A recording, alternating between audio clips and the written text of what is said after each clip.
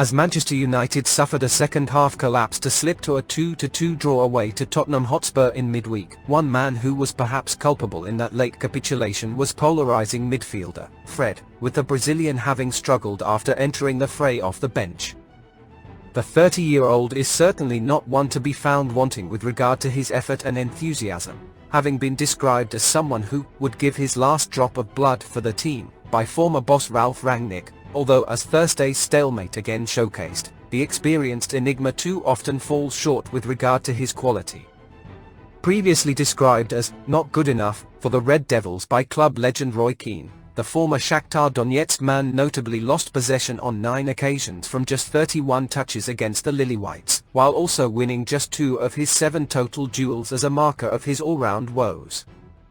The £120,000 per week asset, whose 6.1 match rating was the joint lowest of any player for either side, as per SofaScore, seemingly brought no stability to the midfield battle and behaved without composure, according to 90 Min's Sean Walsh, with that perhaps explaining why the diminutive playmaker has not started in the league since the 7-0 defeat to Liverpool.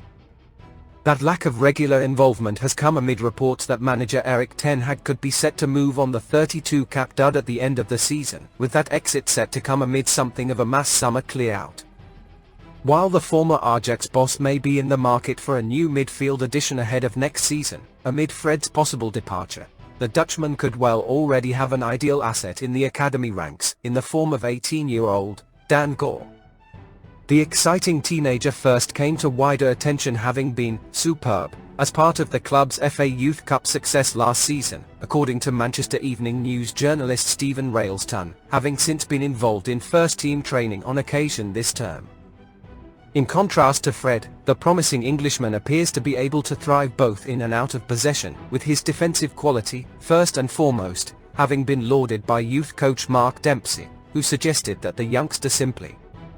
also described as a proper player and a leader by Dempsey, the precious gem can mirror that impressive work ethic with quality on the ball, having been described as technically brilliant by Railston during Friday's draw with Spurs at Premier League 2 level. The same cannot be said of Fred, with the left footer's woes in possession showcased by the fact that he ranks in just the bottom 37% among his European peers for pass completion, even if he does rank in the top 5% for tackles made.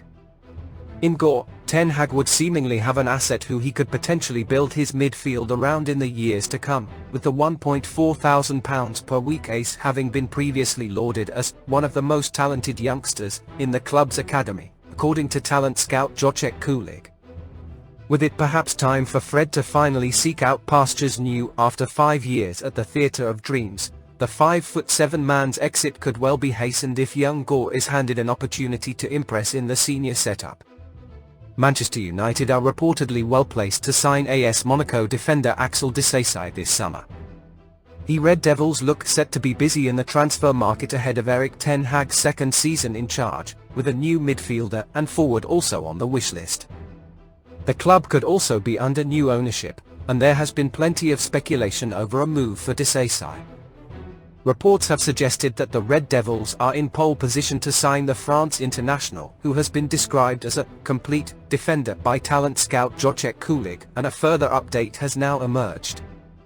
Sport Witness relayed an update from L'Equipe in the last 48 hours regarding Disasi, claiming that the Red Devils could be on the search to replace Harry Maguire after some rather dire performances at the back of late, with the defender on £200,000 a week, linked with a move to top 4 rivals Newcastle.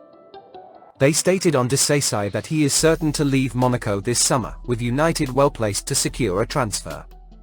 Talks were held with the player's representatives a month ago, with a fee in the region of €45 million possibly enough to get a deal over the line. Maguire has struggled in recent weeks and was labelled as a walking disaster by Samuel Luchurst against Nottingham Forest earlier this month. Statistically, the 30-year-old has been United's 14th best player in the Premier League this season, and as per Who Scored, Disasi has outperformed the Englishman during the current campaign for overall match rating as well as tackles, interceptions and clearances per 90. Disasi also appears to be at the peak of his powers at the age of 25, holding a career-high €25 million transfermarkt valuation, showing how he could be a shrewd replacement for Maguire. The 6'2" Colossus would also bring a goal-scoring threat to United after scoring 12 times in 123 games for Monaco, with 5 of those coming in 2022-23, more than Maguire's 7 in 172 in Manchester, and it looks as if an Old Trafford transfer may well be gathering pace. Manchester United's young star Mason Greenwood has reportedly told his friends that he will never play for the club again. That's according to the Daily Mail, who claim that United are continuing their internal investigation despite all charges being dropped against him. This has left the player frustrated and has stalled his return to the squad. Greenwood was quickly rated as one of the best youngsters in the league, but an off-the-field incident in January proved to be the turning point in his career. His then-girlfriend, Harriet Robson, accused him of sexual assault and rape, and uploaded pictures of her allegedly being abused by him on her Instagram story. She also leaked audio clips of their conversations where the striker was allegedly forcing himself on her. All charges against Greenwood were recently dropped, but he remains suspended by the club. The report suggests that legally there is nothing stopping Manchester United from reinstating Greenwood, but they are not doing so because of concerns about the club's reputation and its commercial effect. The situation has left Greenwood's future at the club in doubt, and it remains to be seen what the outcome of the investigation will be. The young forward is still collecting his £70,000 a week wage, but it appears that his time at Manchester United may be coming to an end. Shock development in the Man United takeover saga as Glazers prepare to grant period of exclusivity. The third and final deadline has passed for offers to be submitted for the ownership of Manchester United Football Club, which is currently still kept under lock and key by the Glazer family.